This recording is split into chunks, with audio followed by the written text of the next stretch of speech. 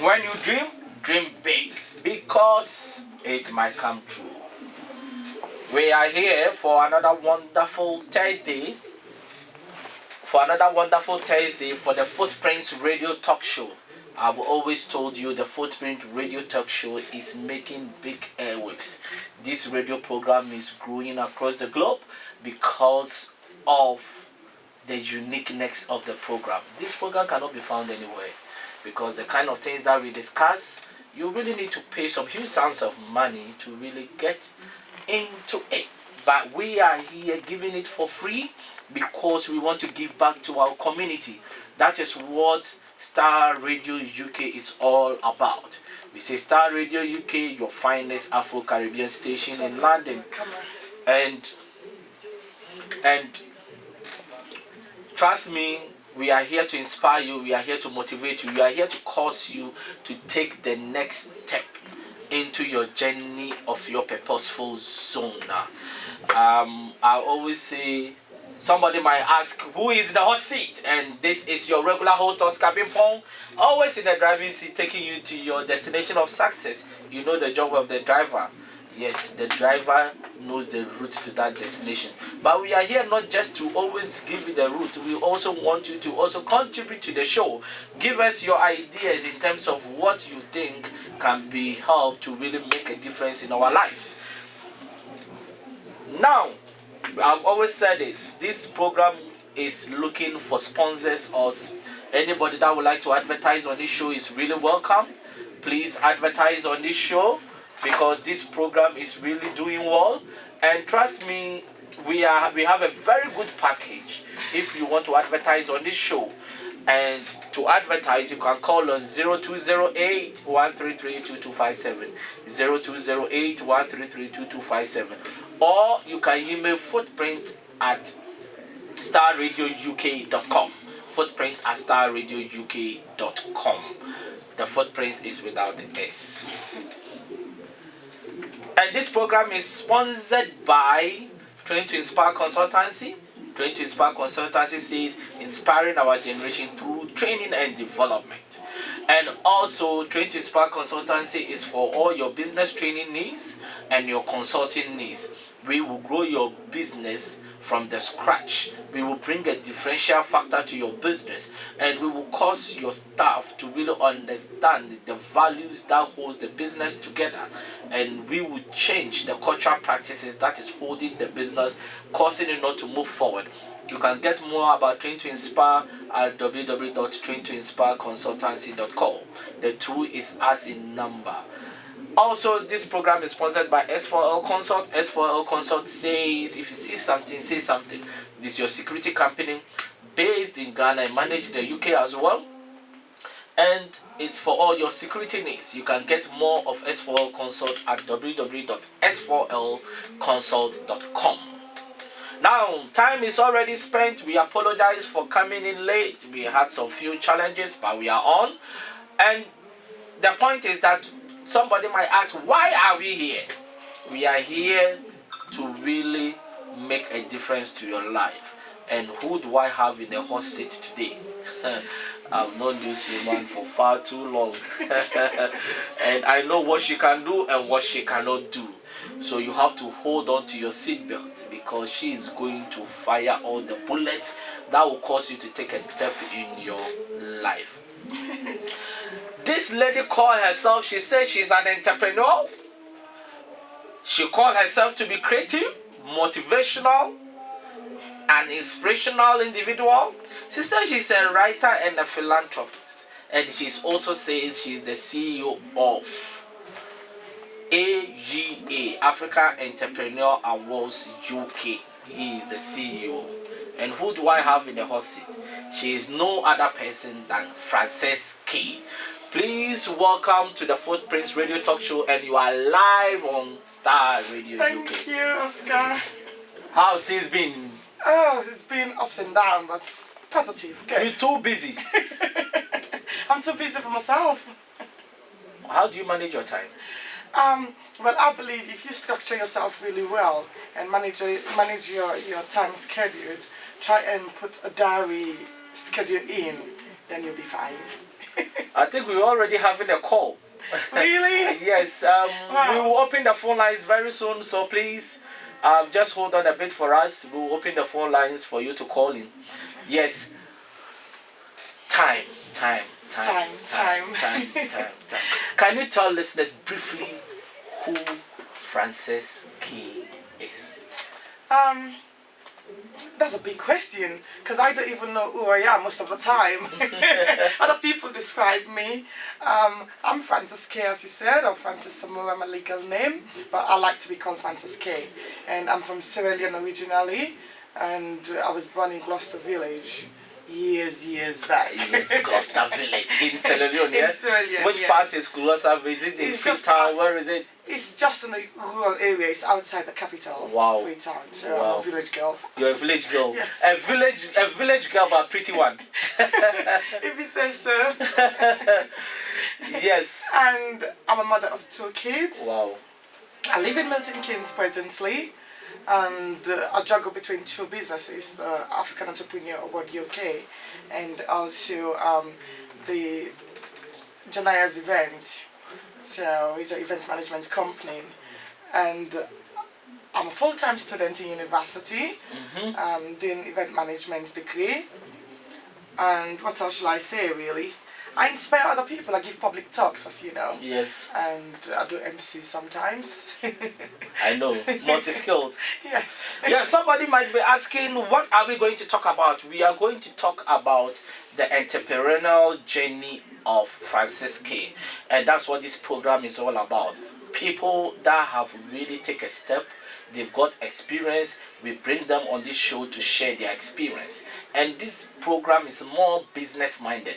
We are here to change your mindset. We are here to cause you to have a paradigm shift in your life. The things that you have done all these years that are not working, we are here to really change it. And why do we really want to do that? Because we want you to leave a legacy. Footprint is about leaving a legacy. We want the name Francess K, after she is no more, the name will still exist. A name like Mandela can never die. Though he's dead, but that name can never die. And who says we cannot do it ourselves, also leaving a legacy? Sometimes we've created so much limitations for ourselves. That's why we are where we are in life. But we can always leave that legacy if we take a step today. Absolutely. Now, before I go about your entrepreneurial journey, tell me your early days, your early childhood days. My early childhood days, it was, what shall I say? It was a journey, as I always called it. Don't worry, don't give me the book. No, I wouldn't. I give you the journey. Just give me I give you the journey. Just the journey I give to you, Oscar.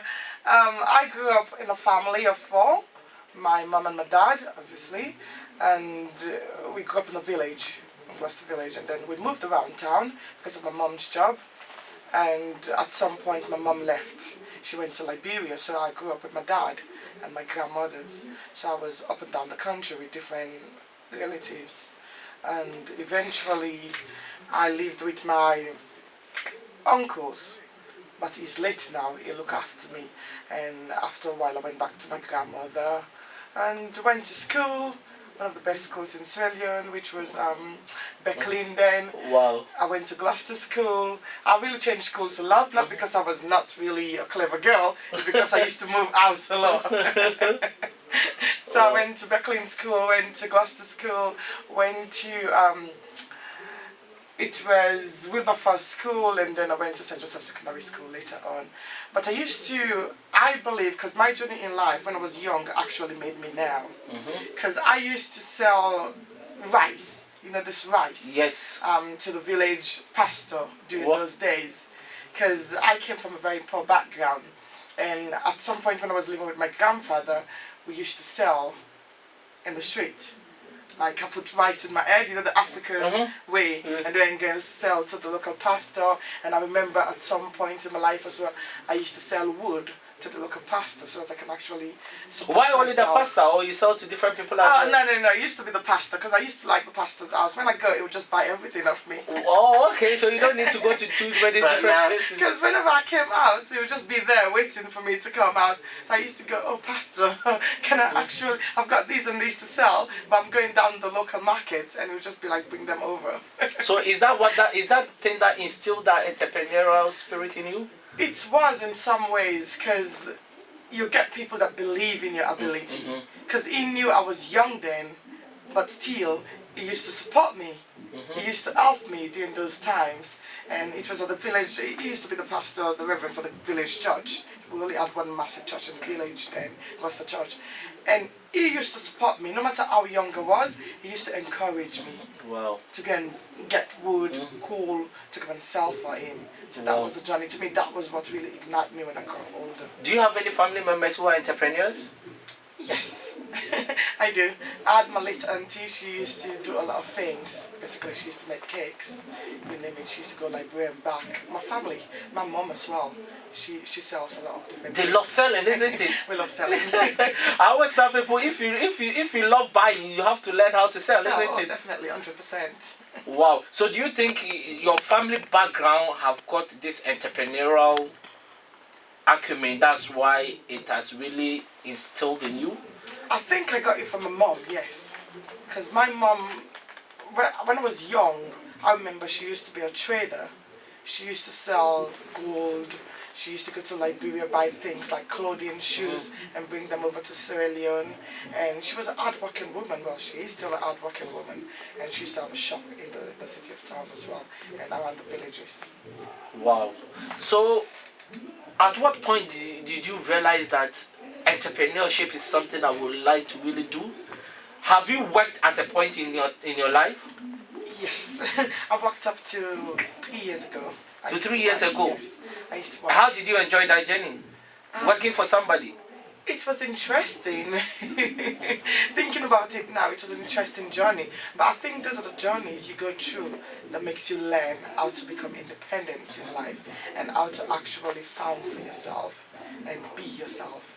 So for me, that journey was a great journey, and that is what has led to this point of view. Because when you work for other people, especially you're working for the council, you don't really have the right to do anything. No. You're working for other people. Yeah. They live your life, and they do things for you. You go to work when they say. You go to work at 7 in the morning. Even though now I get up, I don't sleep. I work all night, but at least I'm working for myself. Exactly. You go to work at 7 in the morning.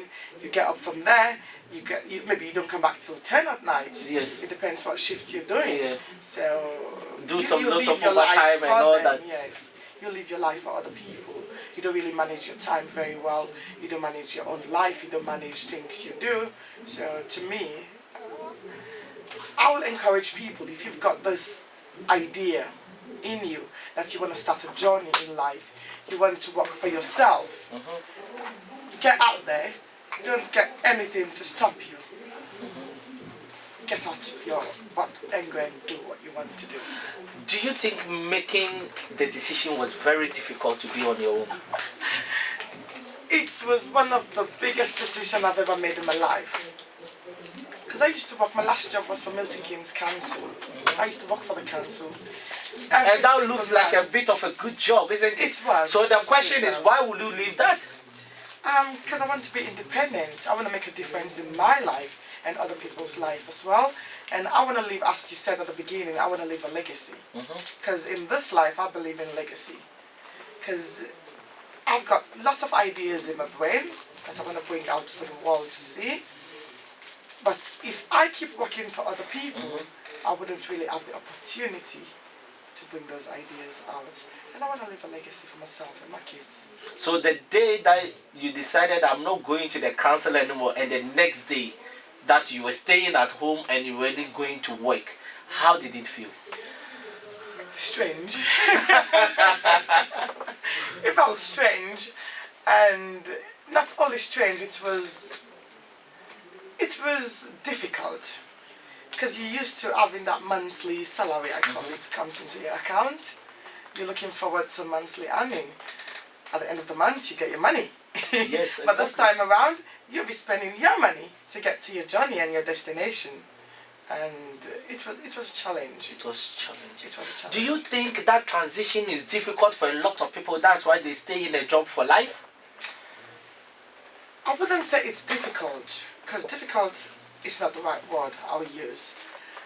I will call it's a challenge. Okay. Mentally. Because mentally, what people try to think, they think about what will happen. Yes. They think about the the fear of the negative unknown side of it, the unknown as we call it. They think about what will happen in front of me if I leave things at the back. But if you don't take that step, how are you going to know the journey in front of you? But that step is difficult. It's like, for example, having a good job and saying, I'm fed up, I want to do things on my own, I am going for it. You have to have the drive. Because no matter what you do, if you don't have the drive, it's never going to happen. You have to have the drive. How do people have that drive? Because I'm just thinking, is it that easy?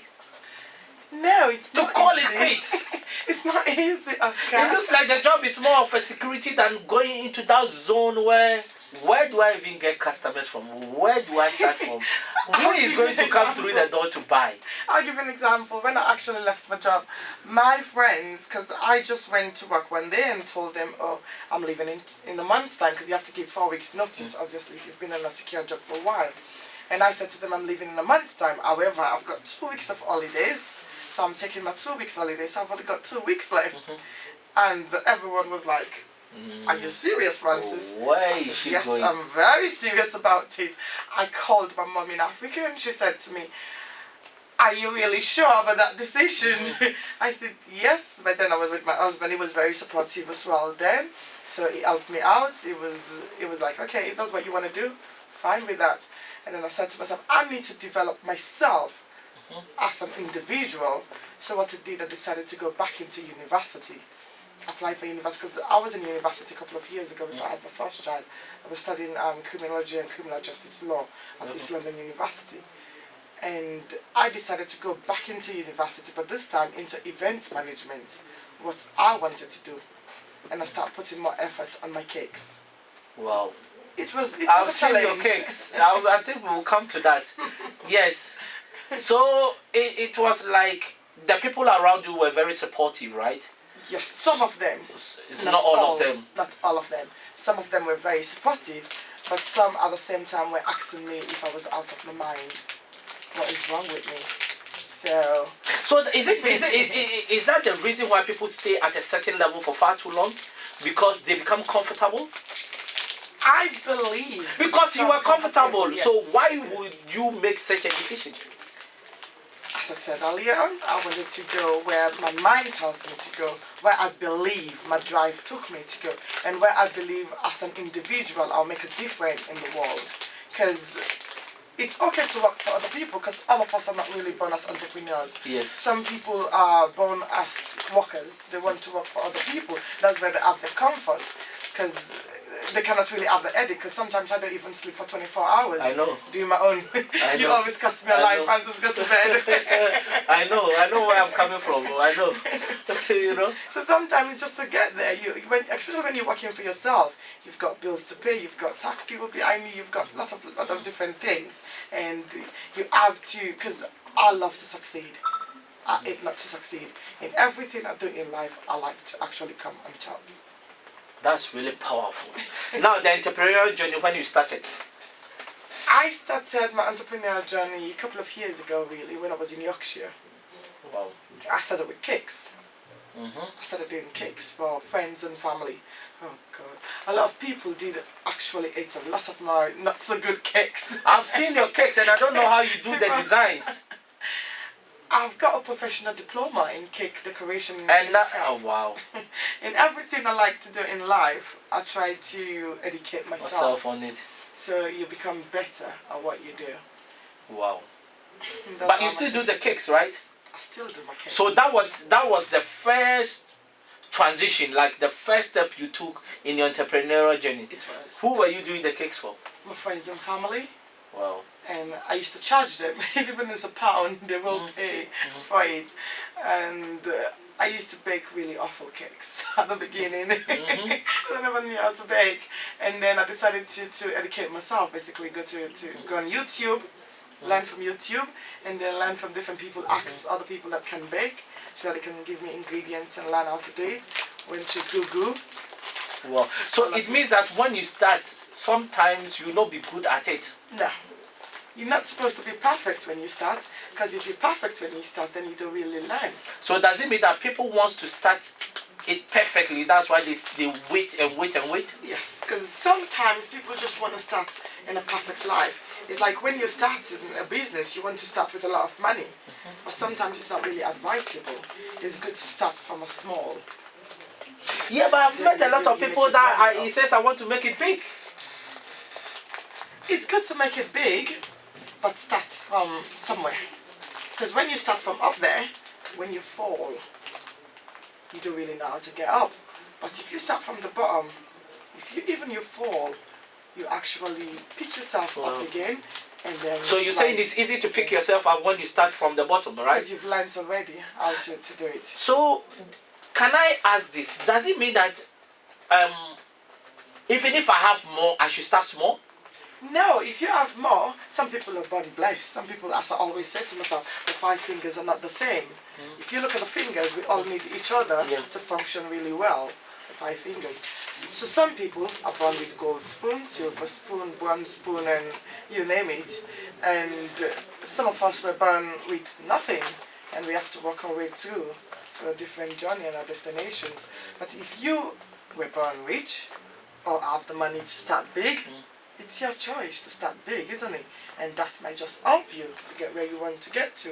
But when you look at Steve Jobs, the late Steve Jobs from Apple, they start from nowhere and see the empire they build now. You look at Google, you look at Facebook, you look at Microsoft, they all start from nowhere and they've built up something out of nothing. So I always use a friend of mine as an example. He's called Reg Cole. He's my mentor and he inspired me in lots of things I do. He started from nowhere, and I remember when the credit card came, he lost everything. Wow. And because of his journey, when he was young, he was starting from nowhere till he get to where he was. That's helped him to start building again. To where he is now. So you see, you are making a great point here, and I want to really get a bigger picture out of it. So what you are trying to say is that if you start small and you build, because you started small, you pass through that route. So when you fall, you can easily pick the pieces and pass through the route again. Oh, yes. But if you start big and you fall, you haven't passed through the route. That's when you've got a lot of people that commit suicide. Because I'm not saying it's scientific, because people may ask, oh, have you researched on it? No, but there's evidence out there. And if you do research very well, most of these entrepreneurs talks that I go to as well, they do encourage that. Because if you have everything, you have that money since there, and then you end up losing everything. Yes. Because you never know, this life, anything can happen. You can wake up one morning and the bank gone bust. Yes. You can wake up one morning and credit crunch has arrived and everything is gone. So just like the way you can wake up one morning and there's nothing, your life is not there anymore. So I always tell people, I said the builder builds the house 1 block at a time, isn't it? Oh, obviously. I've never seen a builder that puts 2 blocks at a time. Or even just... Yes, so it's 1 block at a time to build a mansion. It is. So that is the same way building a business is. Building it 1 step at a time. And before you realize you have the mansion. But some people wants to build, you see, when you have money, right, you can build a mansion in 1 month. You can. Have you said to turn the camera around? Yeah. You see, you can build a mansion in 1 month. So you are saying they should do it gradually. I believe in doing things gradually. Even though you can actually get into different mindsets, basically different things, because I do different things at the same time. I multitask. A lot of people. I was even going to come to that. You can actually multitask with different business, try different set of businesses. However, I believe in starting from somewhere. You don't just get up and work. When you were born as an individual, remember, you were born, your family actually helped you to crawl. Well, they started feeding you first, and then they started learning you different languages. It doesn't matter where you are in the world, they learn you whatever language is there. And then you start picking up words, and you start crawling, and you start saying mama, dada. So it's stages in life. It's stages. In everything we do, it's stages. Do we have the patience for those stages? We don't. That's why we play the lottery. That's why we play the lottery. The quick fix. The quick fix. We all want to get rich just like that. Oh my It's days. easy life. Oh my days, my days, my days, my days. It's easy life. Wow. People like easy life nowadays. But it's good to build up and start from somewhere. It's always good to start a journey. Then you get somewhere. Is it that easy, as said? It's not easy, Oscar. Nothing is easy in life. If things were easy, people would have actually gone through it. A lot and lot of other people by now would be doing the same thing. Everyone will quit their job. Wow. It's not easy. Now, some school of thought says, when you start, keep to what you have and don't add anything until that one grows. Do you agree with that? In my world, no. In some other people's world, yes. It depends what you're capable of doing. It depends on the individual mindset and the individual themselves. Because, as I said, everyone is different. Exactly. What I think is right might be wrong for you. But when it comes to the business world, as an entrepreneur, I believe in trying different things. Because that is what makes you you. Because if you don't try different things, then remember, one business might just crash. Exactly. Exactly. And where are you going to the one you are find yourself leaning on, again? yes. So it's good to really, when you start one and it's becoming a little bit established, you can look into other avenues, because if this one is slowing down, this one can pick up things. That's what you're saying, right? Absolutely. I'm loving this conversation. I'm loving this conversation. And trust me, we're going to go for a quick commercial break. And when we come back, we are going to continue our discussion.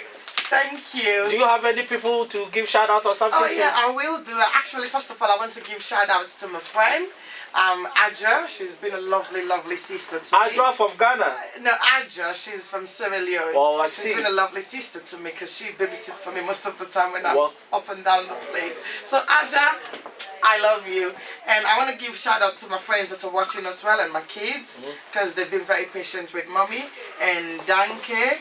And then I've got a couple of people watching. Wow, lots of them actually. I'm not going to call your name. I'll just say shout out to all of you. And I want to give shout out to Akman from Sierra Leone at the moment, the artist who's actually come over Akman, for the African Entrepreneur Award this year, which we'll talk about later on. Yeah. So shout out to him as well. All right, then we're going for a quick commercial break. When we come back, we are going to continue our discussion. I'm